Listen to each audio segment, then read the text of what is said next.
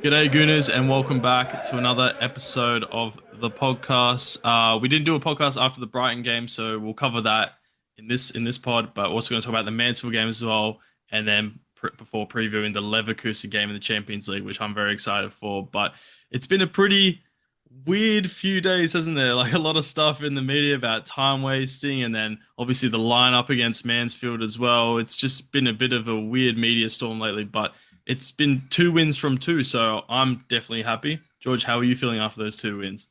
Yeah, man. As you said, it wasn't the most straightforward wins, but 3 points in the Premier League at the moment is pretty hard to come by when it Yeah, comes to all the teams. You look at Manchester City, and obviously they dropped points, and so it was super important that we just got the 3 points, and we did just that. Doesn't really matter how it came. Obviously, deflected goal, pretty average performance here and there. Same goes for Mansfield. Obviously, the lineup was very very rotated, so I guess you can't be too hard on them. At the same time, you would like to see, I guess, improved intensity, a better performance overall. And when it comes to a League One team, you've got to be putting them away properly instead of they had chances. Mansfield yep, they really did have chances. It was a game whereby I don't think control was our preferred route to winning. It was a much more expansive game, much more end to end, and I think that probably did come hand in hand with the changes that we did make.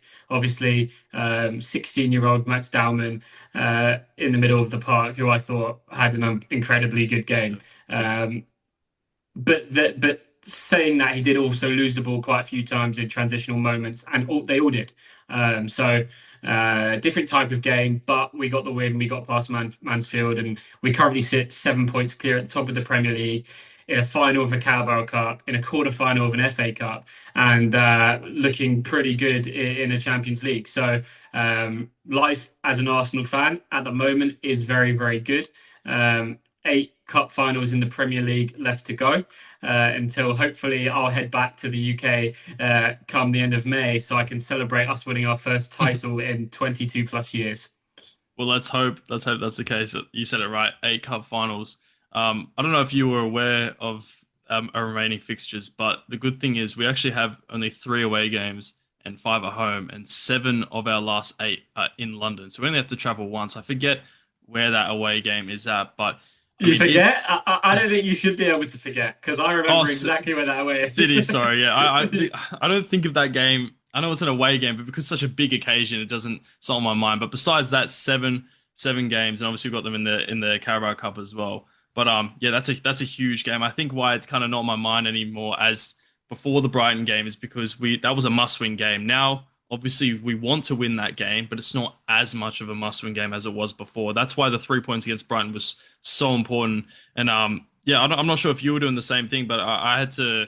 I was a bit busy that morning, so I was watching the second half after it happened. But I turned off social media and all that stuff, so I had no idea. So I couldn't flick between the games at Nottingham Forest and Man City. So I was kind of reacting live with the fans in the stadium and the commentators giving updates as well. So as soon as our final whistle went and I heard that it was 2-2, that was the first time I've heard of the score. And I was like, how have they? What's happened there? Like, and I mean, once I saw the highlights and Murillo with that clearance off the line, I was like, fair play to Forest. It looks like they're fighting for it, unlike other teams in the relegation zone. I think you know who I'm talking about there. But yeah, I hope they stay up for their sake. But yeah, it was 2-2 on their end, which is obviously great for us. And yeah, 1-0 for us on the day. Scrappy win, but we've said this time and time again. People say in the media all the time, like this is the win of champions. But for some reason, as soon as Arsenal do it, it becomes a problem. I don't know if you found that sort of vibe from the media, but what are your thoughts on that? People saying that like it's not the right way to win and stuff like that, especially Hurzeler's comments. Well, I guess what's interesting specifically when it comes to Arsenal is that we have always been known as a team who plays great football and has a pretty soft underbelly. Back in the days when we had Wenger and we were playing beautifully crafty football, one-touch passing, combination, scoring beautiful goals, but we didn't know how to defend, and therefore we would come in the top four, maybe win the odd FA Cup here and there, but we really weren't a big team in Europe.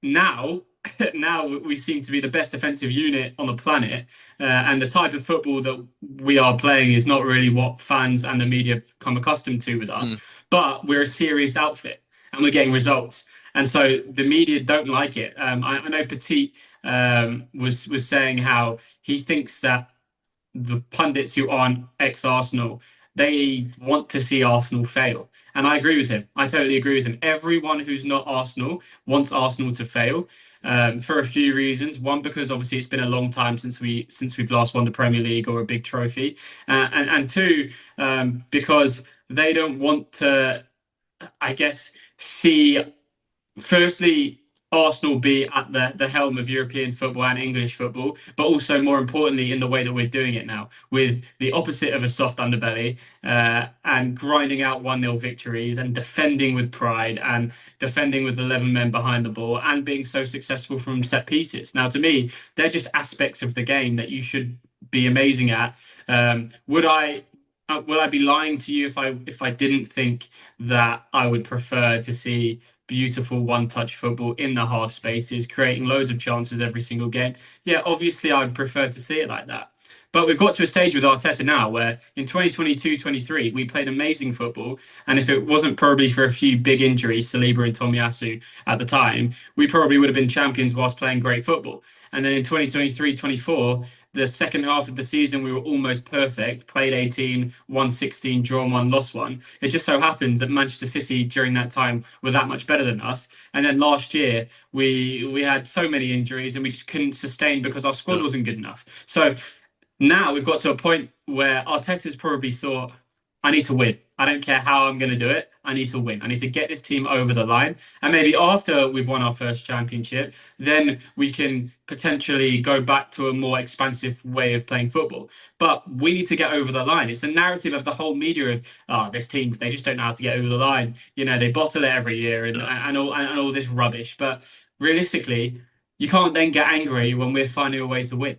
And that's what they're doing. exactly. I'm just enjoying it, to be honest. I'm enjoying everyone going nuts about Arsenal. We're so relevant. I've never known a team that relevant, but we are. So let's just enjoy it and let's get them over the line. And once we get over the line, then we can regroup about next season.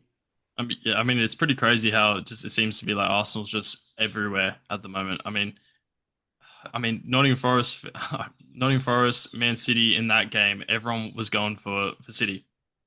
And everyone was against Forest. And it seems like Arsenal were the only team that was actually supporting Forest, you know. So it does seem like everyone is against us at the moment. But I mean, we just got to keep going. I feel like I was listening to an interesting podcast actually on the way back from Sydney. I drove from Sydney to Canberra today. It was Arsenal Vision podcast. I don't know if you heard of that before. Yeah, I But listen to Arsenal Vision. They're brilliant. yeah, it was my first time listening, and they were saying That's that because Clive. That's Clive Palmer, isn't it?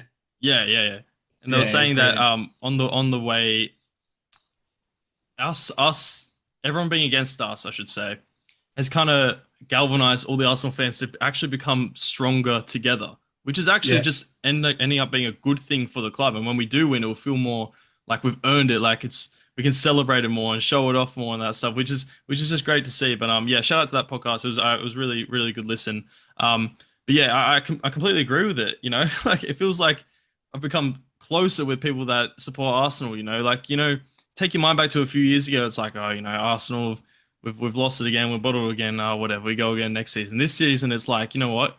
Grind it out. Who cares what anyone says? We've got these wins. Like, let's keep going and win this title. Win the Champions League, FA Cup, Carabao Cup, all that stuff. And it is a really good time to be an Arsenal fan as well because it's still in 4 competitions. And I think there's not much to really add about that Brighton game. I don't know if you got anything else to say, but speaking of cup competitions, I should say, Mansfield Town in the FA Cup.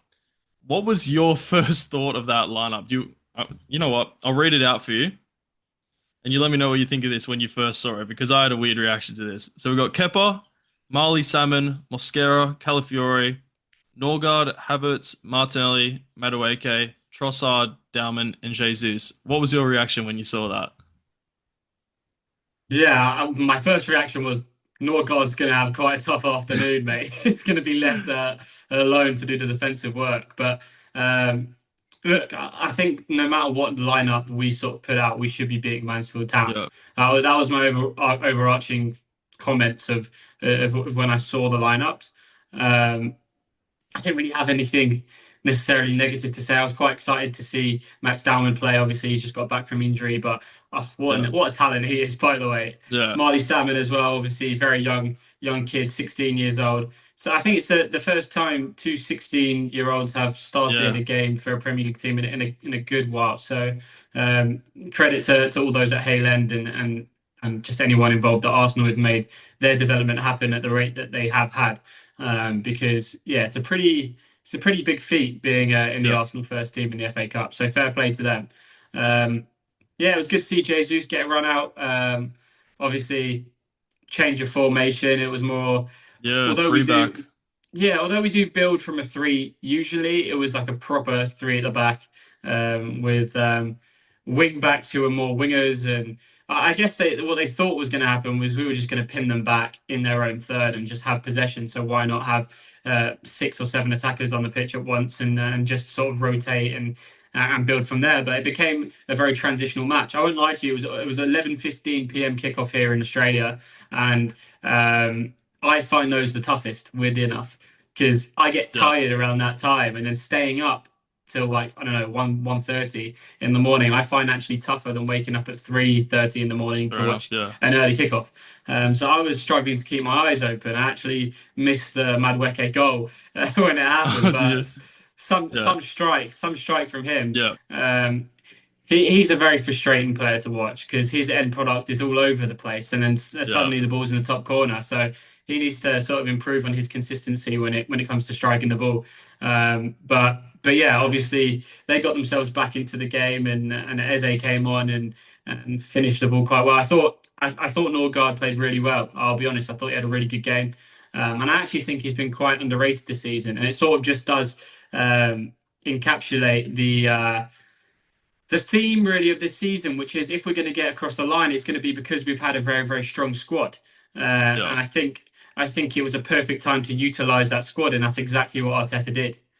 Yeah. It was a bit of a like sort of pepper roulette, as people used to say. It was just players everywhere. I mean, if you look at it on paper, we've got two left wingers in Martinelli Trossard, two right wingers. I know Dowman played more in the middle, but Madueke and Dowman, and then two strikers with Havertz and Jesus. Like it's like we're playing double attack, and then obviously you got Norgard at the base there. And yeah, when I saw that lineup, I was like, "What the hell is Arteta doing here?" I mean, 6 attackers, 3 defenders. Obviously, you got Norgard there as well. I couldn't figure out if we're playing a three back or if Norgard was maybe going to play off the right, which we've seen him do before, and then maybe Havertz at the base. It's the only thing I could maybe figure out of all those players. Maybe Havertz could probably do the best job at the base, but obviously that wasn't to be. But you know what? When it's a lineup like that, I love to just see what happens. You know, especially when the young guys are in there, Salmon and Dowman. I feel for Salmon. You know, it was probably his error and maybe a little bit Mosquera as well for the Mansfield goal. But Dowman, we got to talk about this guy, man. Man of the match for me. I'm pretty sure he was man of the match on the day as well. But the way he just glides with the ball, he looks so confident as well. There was a point of the game where he picked up the ball, I think in the center circle, drove it all the way to the end and got a shot off, which is just incredible. Like when all those other senior attackers are on the field and he's the best one, I don't know if that's saying something about our attack, if they went up for it on the day, or if this kid's just truly incredible. Yeah, I mean, firstly, he probably should have come away with a few goals, Yeah. especially like in the first minute he had a chance. He sort Mm. of keeper tried to play the ball out and he intercepted it and drove towards goal. Probably should have scored. There was a cutback as well. I think it was Madueke on the left hand side. He sort of drifted over to the left and got a cutback on him, and Dowman hit it with his left foot first time, just into the Yeah. keeper's arms. Anywhere else, that's a goal. So that's clearly something that he can work on. But blimey, this kid is just ridiculous. Like ability wise, I personally don't think I've ever seen anyone at his age with that ability. I mean, obviously, Lamine Yamal is the one that comes to mind, and obviously, I don't know your Messi's and your Ronaldo's when they were that age. I mean, I think actually Messi probably came into the scene slightly later, maybe 17, 18. Same goes with the Ronaldo, but he is just outrageous. Like the So good, way. man. Oh mate, his balance, his ability to dribble and just glide past players, his end product is pretty good. His decision making is pretty good. His work rate's good. But to me, it's just so exciting to see a dribbler. Like Yeah. obviously we've got Eze and Saka who are probably the closest two dribblers in the squad. but like the type of dribbler that he really is, it's different to what we've got. So it's super exciting to watch him play. He megs people at ease. Just his balance. I could go on about him for hours. Just watching him is a pleasure, and it's crazy to think he's only 16 years old. Yeah, It's just that's insane. it's mental. It's mental, and yeah, what a player we have on our hands. He's Seriously, what a player.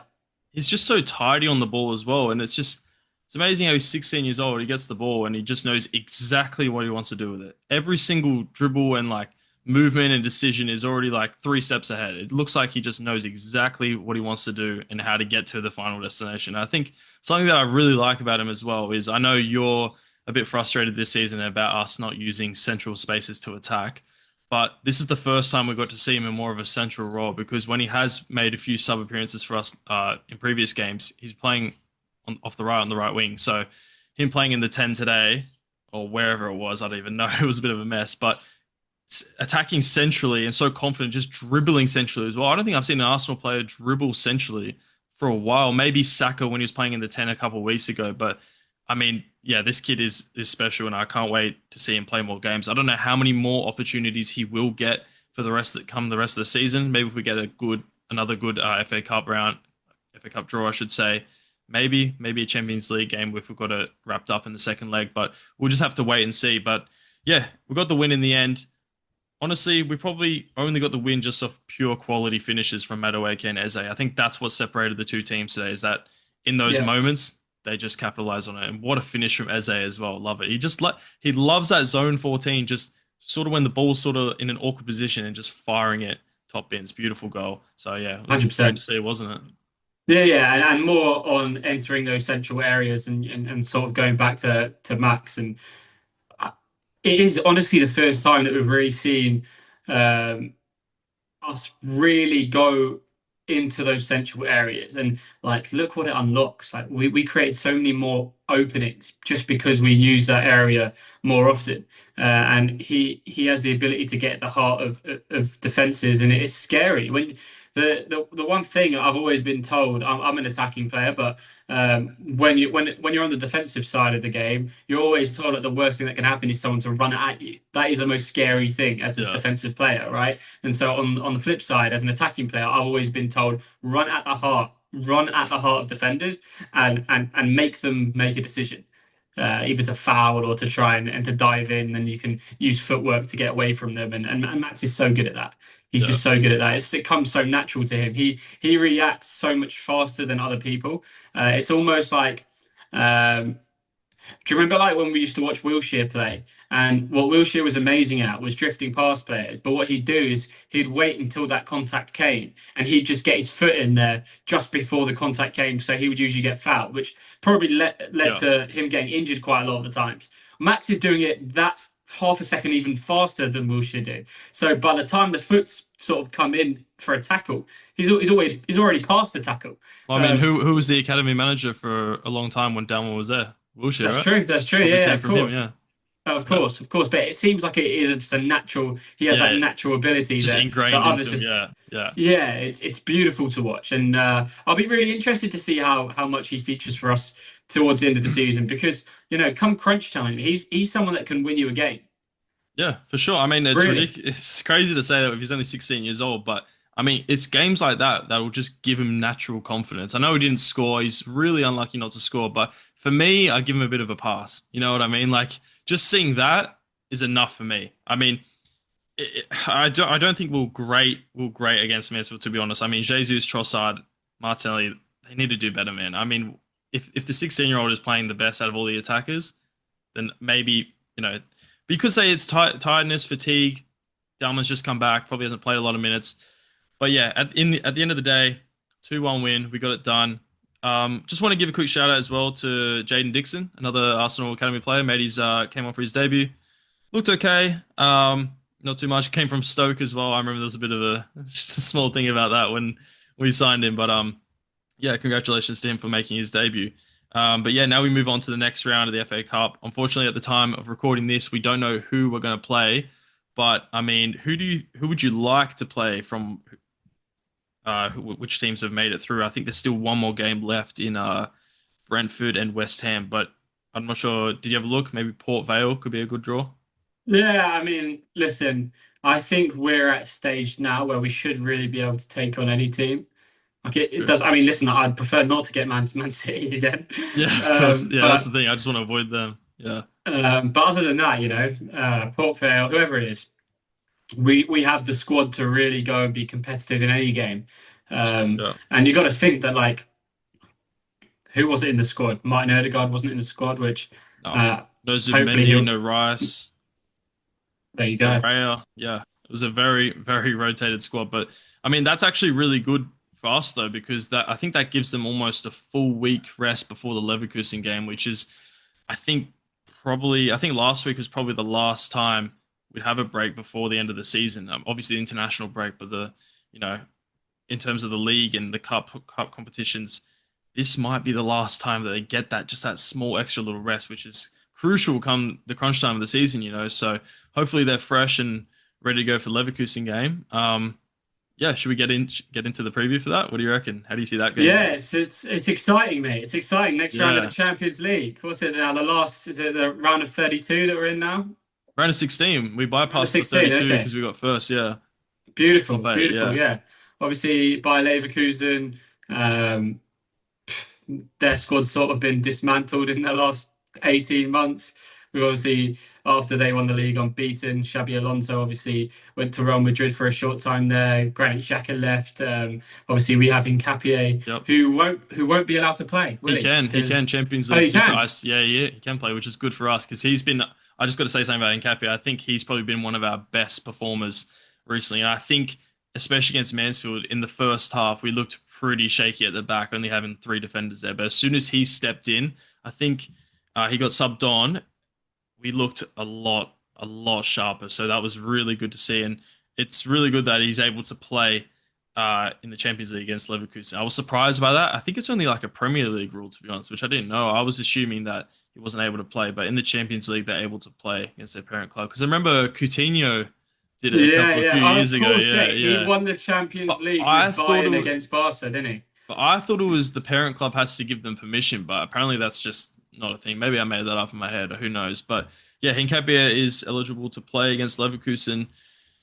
What would More be? on that, more Yeah, on Hincapié. We yeah. saw in the last, I don't know, 24 hours, Fabrizio Romano has tweeted that Oh yeah, we will be keeping him next season. yeah, And listen, there are times in a man's life where you just have to put your hands up and say I was wrong, and that is definitely one of them. I made it pretty clear on the podcast halfway through this season that I thought that if we had the option to, I didn't think that we should buy him outright because he wasn't impressing me. But he's had more game time, he's had consistent run of games, and he looks a totally different player, both yeah. defensively and offensively. So hold my hands up, I was wrong. Nkapie, you are brilliant, mate, and it's a pleasure to have you guys or to have you in the squad for next season, which I'm sure we will get that one done. I think it's £52 million, Yeah, the agreement, which is probably the going rate for a top level defender. So fair enough. Yeah, pretty young as welcome. well, right? Is what's he? What is he? 23? I want to. 26. Oh, is he? I think he's slightly older, Yeah, but I could be 24, wrong. 24. Yeah, There you go, 24. So by the time we sign him, he'll be 25. But fair play, fair play. What do you reckon the lineup should be going for oh for man, Leverkusen? it's it's hard to say because we have to go strong for this game, but then it's also like that Everton game just kind of looming there. Like, do we make a couple changes for Champions League? I think I would. So obviously I'm going to start with Raya in goal. Right back, I'm going to bring Timber back in again. Not sure what's up with Ben White at the moment. I don't know where he's at. I think he's still injured. It seems like been very on and off. It's such a shame to see, man. Because I mean, yesterday could have been the perfect game for him to sort of get involved in. So yeah, shame to see that. But anyway, what can you do about it? Timber for me. Centre backs. Is Saliba going to be back? Not sure. Yeah, I think Saliba will be Okay, fit. I mean, we I'll haven't go. we haven't yet heard the preview from the pre-match interview Yeah. with Arteta yet, but I would assume he'll be back. Okay, I'll go Saliba, Gabriel. If Saliba's not fit, then Mosquera. Off the left, I'll go Hincapie, left back. Zubimendi, Rice, Eze. Not sure about Odegaard as well. I mean, doesn't seem like we get many updates about these players anymore, man. I swear, it's just kind of they come out of nowhere. So I'll go with Eze, and I'd love to see Odegaard get some minutes, maybe at the end of the game if that's a possibility. If not, all good. We'll go for Eze. Off the right, Saka. Up front, Gyökeres, and on the left, Martinelli, because Martinelli in Champions League nights just seems to perform. So he goes there for me. What about you? I would I would get Martin Odegaard back in the team if he's fit. Yeah. I just think I'm not sure if you've gone onto the Arsenal website and watched there. There's like a leader. It's like something about him being a leader. It's like a 35-minute documentary on I haven't seen that. No. him as a leader. Yeah, it's awesome. It's awesome, and it's sort of. I think Arsenal probably quite tactically released that, just with all the speculation going on about him and Declan Rice becoming captain and all that jazz. But when he's fit, this guy needs to play. Yeah. Like he's so good off the ball. He's so technical on it. He sets the tempo. He sets the press. I just need him in the center of the pitch, especially in the Champions League where you're going to get more spaces. Yeah. And I'd go with Eze off the left-hand side. So my front three would be Eze, Gyökeres, and Saka with Odegaard, Rice, and Zubimendi behind them. And obviously the back four would be the same as yours, and obviously Raya starts. So that's what I would like to see. Will it happen? Probably not. My gut would tell me that Trossard will probably start off the left-hand side with Eze in the 10, but who knows? Who knows? I mean, we have to go and beat them. Simple as that. Give us the best chance for the second leg. With obviously Everton in mind at the weekend, which I believe is so the Leverkusen game is a 4:45 kickoff in the morning. Yeah, Thursday, and then the Everton's on the Sunday at 4:30. So, I mean, 48 hours really. Is it 72 hours? Sorry, until the game. It'll be Wednesday night to Saturday afternoon. Yeah, is that right? Yeah, so like 2.5 days around that. So, wait, if it's Sunday 4:30, it's a 3:30 on a Saturday. That can't be right. It's never Premier League's never 3:30. I think it's a 5:30. So it'll be 4:30. So 4:30. 4:30 a.m. kickoff for us. Yeah, that's what you said. Okay, that makes sense. Yeah, so that makes sense. Yeah, pretty short in between games, but I mean we've got enough squad to rotate around. Even with the injuries, we still have players to come in. So I mean, I'm not too worried. I think we can pick up the points. Everton,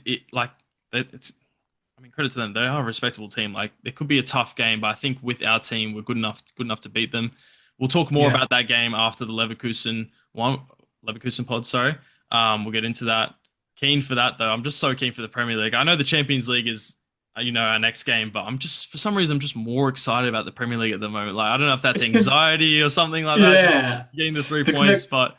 The closer we get to May, the closer we get to the end of the season, like you're just thinking 7 games, 6 games, 5 games, and then it starts to go off. You're like, oh my god, we're getting close to winning the Premier League. So no, we just need to carry on, focus on ourselves, not listen to any of the outside noise, and just get the 3 points, get the wins in the cup games, and just see where it can take us. Listen, it's probably not best to say before we have any, but we could be ending the season with more than one trophy, really, if we could. And starting with that Carabao Cup win, we need to go and get that done to give us the impetus to get the rest. But if you had told me at the start of the season, at this stage of the season, we'd be where we are, I would have bitten your hand off for it. So exciting, very, very exciting, and. I guess in terms of score predictions for the Leverkusen game, what are you thinking, Gal? I'll go 2-0 Arsenal. Confident. Okay. I'm gonna go 3-1 Arsenal. So same score difference, but I'm gonna go with I think we're gonna score 3. Okay, fair enough. You think we're gonna concede as well? Yeah, I think we might. We've been conceding too many goals recently. Seems like we just fair enough. Yeah, I can see that. Just on the trophy thing as well. I'm expecting, obviously, we want the quadruple. I think this squad is good enough to win more than one trophy. Is what I'm trying to say. I mean, we've got so many players, so many rotations. I mean, if it was that Mansfield game this time last year, and we're trying to rotate that much, you'd be playing the bloody under 8s Arsenal. That's how far deep you'd have to go with the amount of injuries we had. So it's so good to see that even when we're heavily rotated and still have 3-4 injuries, we can still put out a good team like that, which is really good to see. It makes me really confident for this squad. And I think good things are coming our way. Super excited for it. But yeah, I hope you guys are excited as well. It's probably all the time we have for today. Yeah, man, rest of the season, anxiety, happiness, all the emotions are coming. We'll be back for the Leverkusen pod. Keen for that as well. And yeah, have a good day, Gooners. Have a good day.